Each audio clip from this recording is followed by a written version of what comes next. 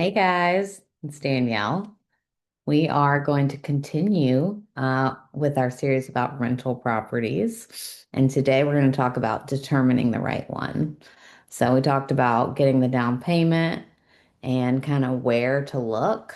So once you've determined your area and price range, then what, right? So I'm going to talk to y'all again about what we did.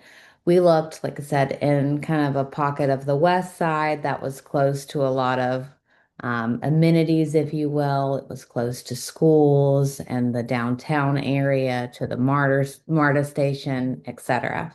Okay. And within that, there was some other factors that we were looking at. One was size. Okay. As a general rule, the um, more bedrooms that a property has, the more you can get in rental income. And there's also other elements to size that you might look at, right? You might look at the lot size itself, and what that could offer. And then the next category was the specific kind of location within that area, right? We wanted to be as close as we could to those attractions, right?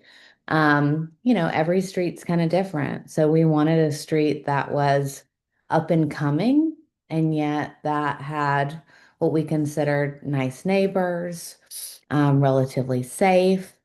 For our first one, we chose to be as close as we could get to the Beltline. And the Beltline at that time was not currently existing, but we knew that it was coming, right? So we were looking at a great location, something that had a large lot size, something that was on a pretty good street, and something that had really strong appreciation potential, right?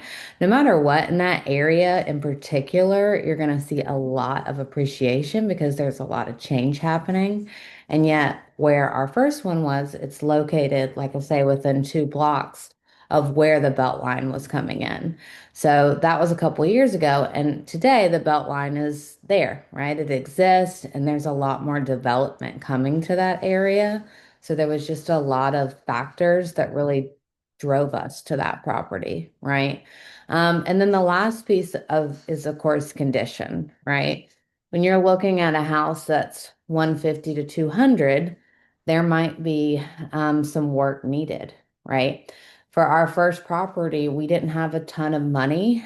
Once we were able to get the down payment figured out, we also had to pay closing costs in that market because it was a different market. So we didn't have a ton of money left over to really do a lot of improvements on the home. So we were looking at something that was very cosmetic. Um, so we spent around $5,000 getting the property ready. And we paid 145 for that first property. So the $5,000, we used that to update some of the electrical, to replace the carpet, and to get some new appliances, right? So that is how we determined that property. And that's kind of a good guide, right? Whether you're in an up and coming area or you're in an area that has great schools, you want to think about those factors. You want to think about size, right? Number of bedrooms, lot size. You want to think about the specific location within that area. If you're looking for something that's close to a great school, how close is it to that great school, right?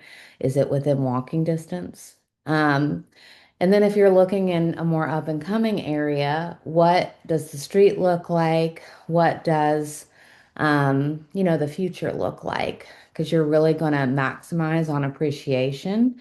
And if you can be closer to the Mercedes-Benz Stadium or the Beltline, that's a win, right? And then lastly, what kind of condition is that property in?